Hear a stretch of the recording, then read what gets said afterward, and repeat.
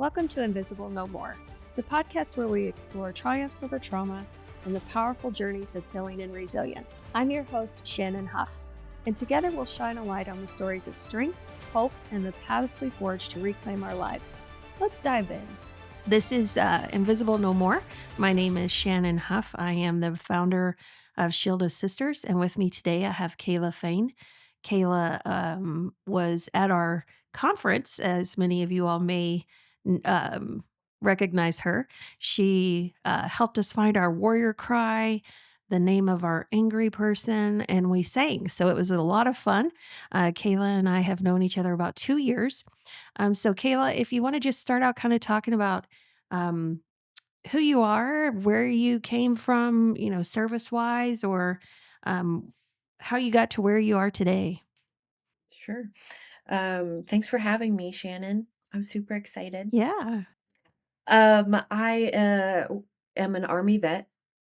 I served 6 years.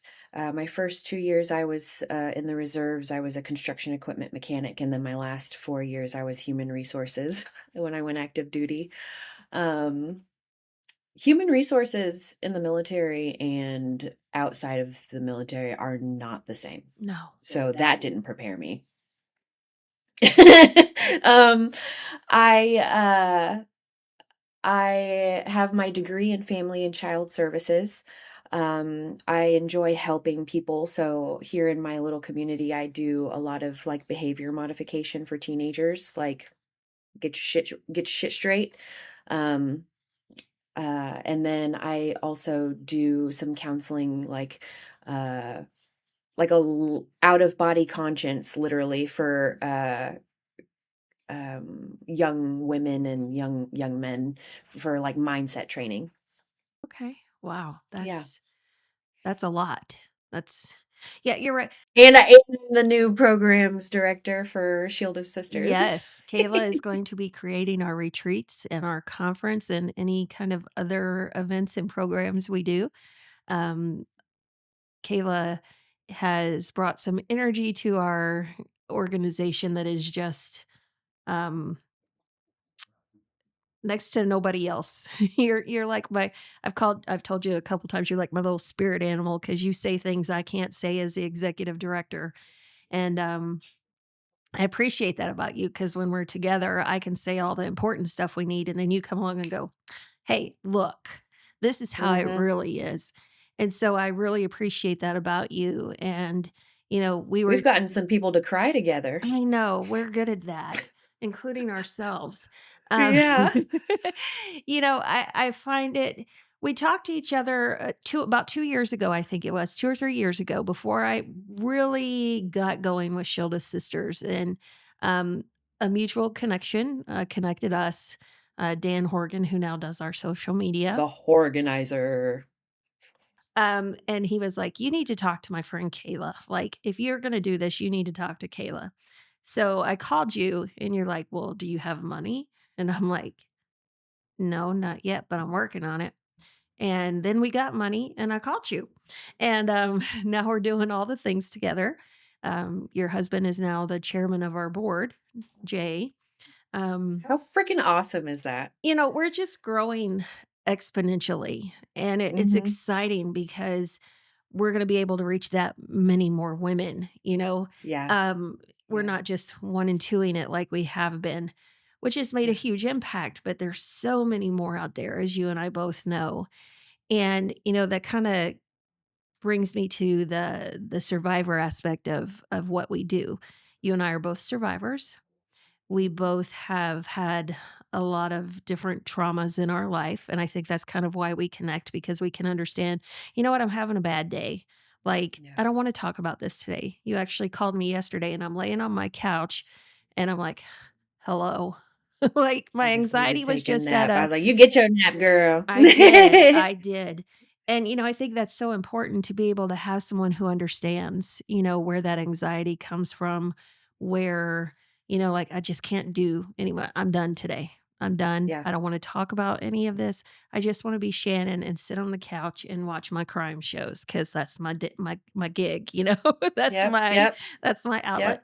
So let's dive a little bit into why you are so impassioned by Shilda's sisters and what gives you the experience and the ability to talk to what we do. So MST, right? Military Mhm. sexual trauma. I'm a walking sexual harassment case, and that's since I was old enough to have boobs, right? Yeah. And that's real. Hmm. Um, uh,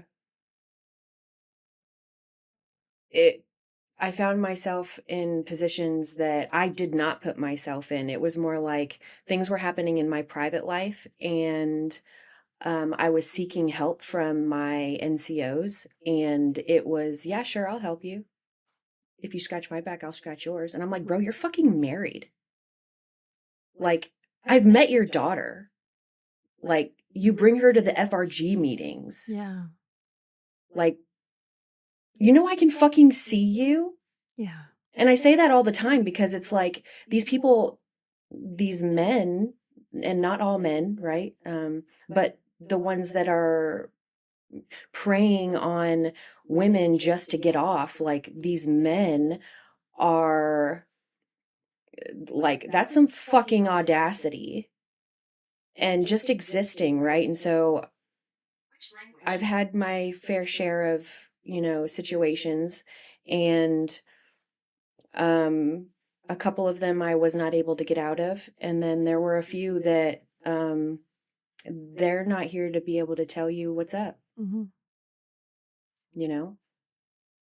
And I'm so tired of that. Yeah. I'm so tired of everywhere I go, I'm getting, looked up and down, or I'm, you know, it's insane. Yeah.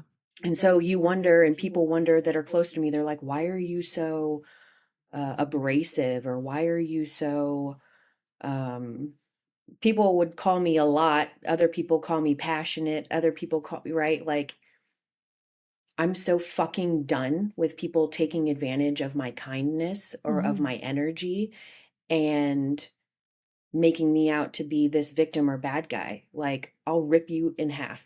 Yeah. I just call you Kayla because it's all encompassing in a package. I can't say a little Yeah. package because you're taller than me.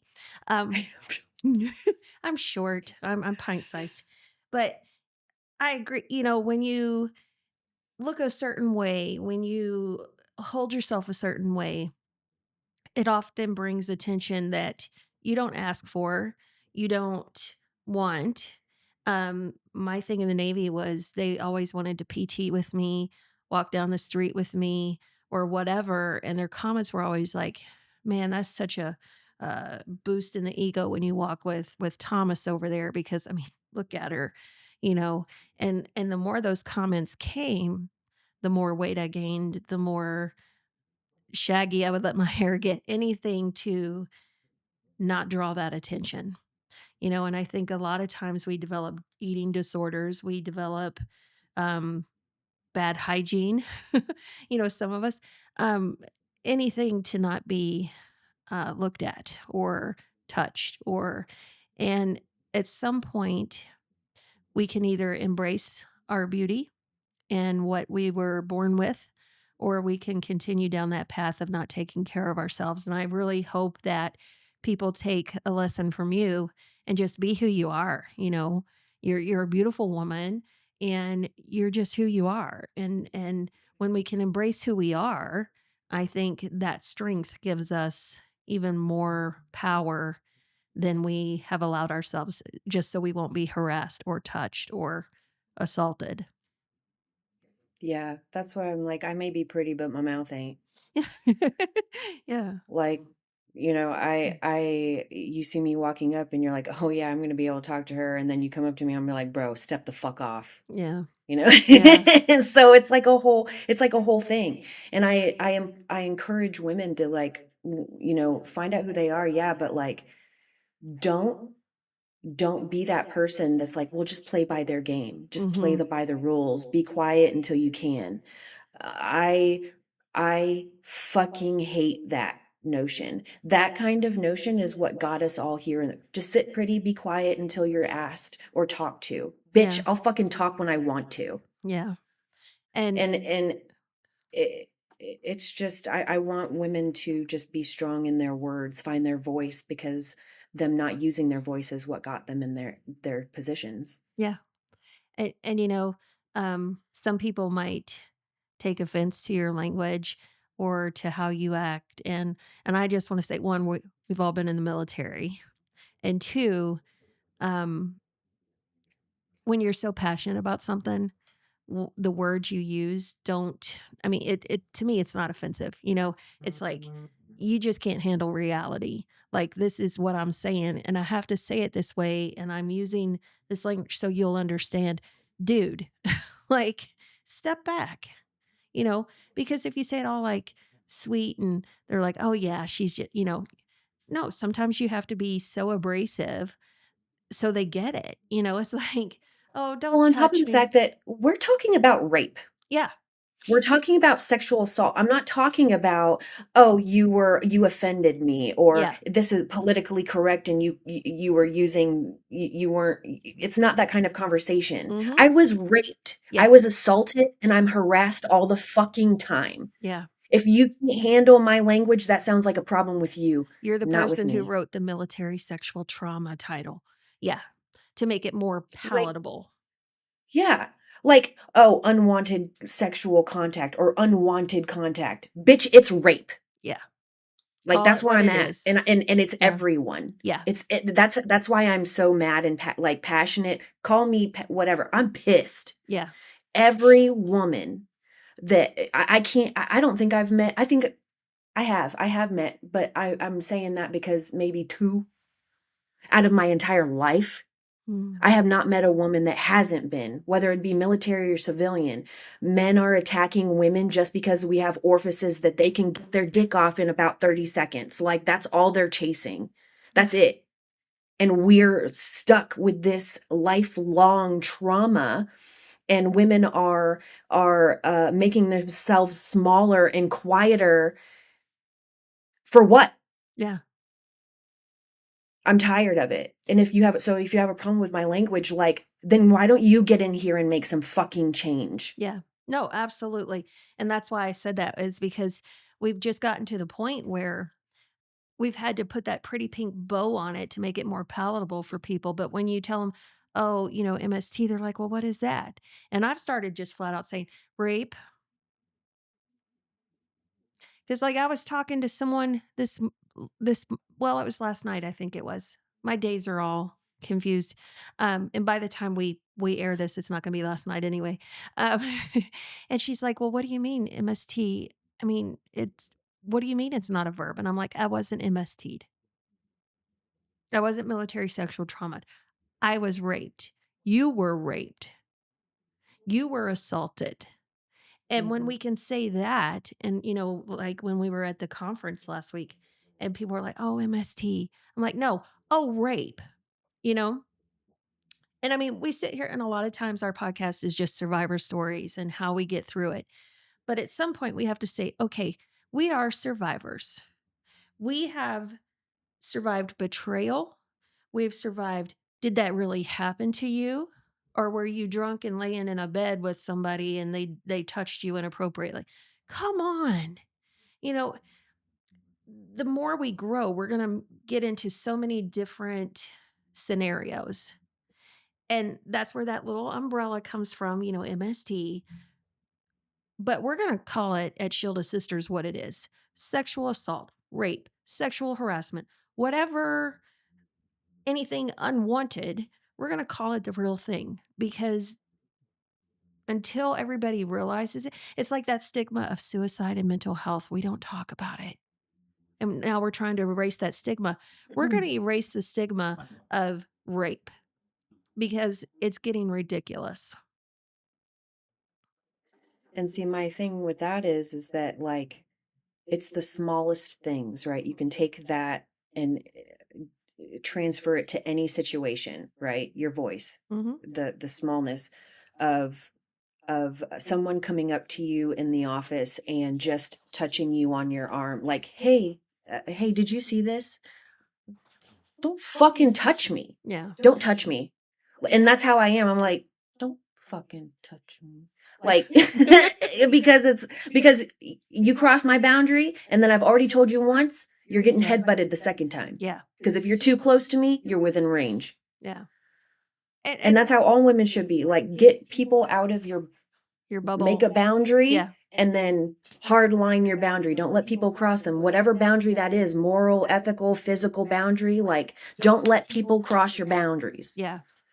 And the more we preach that, and even for men, like, women are known to do it, oh, hey, sitting across their desk, like, oh, and like, girlfriend, hold yourself accountable too, because we Yeah. have brothers out there that are being harassed, that are being touched. Like, Mhm. everybody needs to know their boundary, and like, be bold about it. Like, Yeah. you're not going to wink at me or think that because we've had a couple drinks when we're out, with the crowd, that I'm all of a sudden fair game. Yeah. And that's one of Yeah. my big things is, like, if I'm around a bunch of people who are drinking and you start touching me, one, I'm going to fall on the floor and, like, huddle, or two, you're going down. And lately it's been more, you're getting ready to go down because I'm finding my voice through people like you, going, it's okay to set those boundaries and stand up for yourself and use your voice. Used to, I'd just be like, oh, it's okay. And, like, just get really anxious. And I'm like, nope, nope, nope. This is my boundary. Don't touch me. Yeah. Yeah. They need to figure out how to fight their palpatines. Yes. Let's talk about Palpatines for people who weren't at the conference. Oh, I love Palpatine. I know. She makes me who I am. She does, and I've named mine Colette. Um, Mhm. and I don't even know where I got that, but one day I was just like, oh, Colette, that's her name. And she's behaved pretty good lately. But let's Yeah. talk about that. Tell people who weren't at the conference or might have been at the conference and might not have gotten it, but I don't know how they wouldn't. Um, Talk a little bit about Palpatine and what she means slash does for you, or kind of explain that. Okay. I'm gonna go into the origin of how I got Palpatine. Um, when when Jay, my husband, was going through some stuff, I had to kind of like shut myself down. Hmm. Like, you ever watch Vampire Diaries? And they're like, I have to shut off my humanity. That's what I did so that I couldn't get triggered, or like all the things, right? And then and nothing really affected me because I just went numb. That was the only way that I could handle it. And when I got him back and everything was good, I had to turn my feelings back on, because now I'm back in real life dealing with, school things, my son, my job at the time. And I was so angry. I Hmm. was such a rage monster. Like, wake up mad. Don't fucking talk to me. What the fuck do you want? What? What? What? And I had no reason to be that way. I was like, "What is wrong with me?" And I remember just screaming, crying, like, "Fuck, what's wrong with me? Like, fuck." And it's just so hard to exist, Hmm. right? And so one day I woke up and I was still mad, and I looked at Jay and I'm like, "I'm so tired." And I just started to cry. I was like, "I don't know why I'm mad. I don't know what's causing this. I f- everything's fine around me, but I am like right?" Yeah. And I was like, "I don't want to be mad, Hmm. but I am." And he was like, that's your Palpatine." He's like, "I'm naming it." At first he named it Schmeagol, like, "Ooh, he hates them." Right? we hate we hates them. And then it turned in, because it was so bad, he was like, "No, I'm renaming her Palpatine." Um because and I would say, you know, at first it was like my mind's, telling me that I can't do this and that I'm, Mhm. dumb, or, you need to be depressed and lay down, and no one wants you to be around, and you're just a burden and things like that. And he was like, but you're not. And he was like, shut the fuck up, Palpatine. You want me to fight you? Me, Yeah. to me, Yeah. because he was talking to my brain.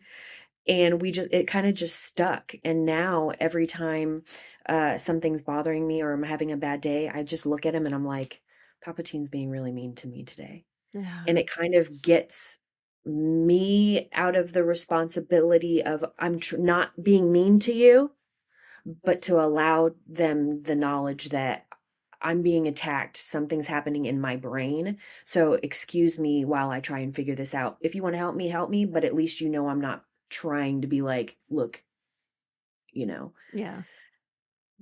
your breathing is annoying, Right. I have those days. Like right? like I want to here's a pillow and it could work really good across your face and all you Right, did was wake up. right. And that's a trauma response. Like Mhm. it's an anger, it's something you like it's no fun. No. Why did I wake up and I looked at you and thought, ugh, I got to see you again today. That's not how I feel about my husband, but there's days where I Right, look at him and go, ugh, ugh, quit breathing. Like right. you're breathing. Don't breathe in my direction. Yeah. Right. Or it might be later um, in the day where, and it's not even towards him. It's just whoever triggered that moment. And you just go, "Ugh," yeah, really, um, you triggered a different person in my body right now. And I'm a right. Gemini, so I already have a different person in my body. But they got the And third see, person. If you reach the third person, you're in trouble. yeah, and see, that's the thing is like what Palpatine was able to do for me was that it allowed me to use myself as an actual science experiment. Mhm. Kayla does not want to be mad. Yeah. So I was able to I'm able to like go still even now. I can go in my brain. I can be like, what's going on? Like, why are you trying to piss me off today? Mhm. And I was able to use myself as a science experiment. So I'll give you an example. I went to one day we were getting my nails done, and I was sitting there, and I was like this, and I started like, I was like, yo, this bitch needs to hurry up. That was my first ping. I was starting to get anxious, Mhm.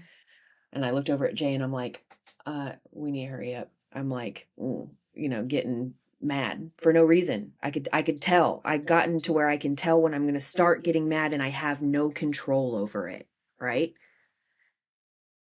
And I look at him and he's like, "Okay." So then we're on our way home and I'm like, "Yo, you need to speed home." Well, that was my second ping. I was like, "I really need to get home." Yeah.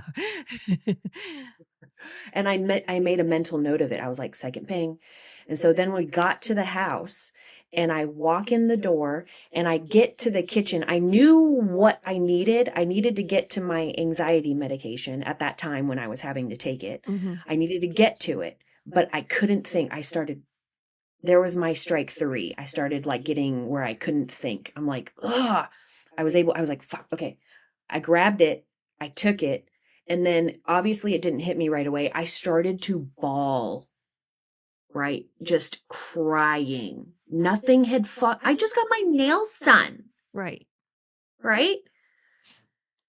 And then I'm sitting on the couch.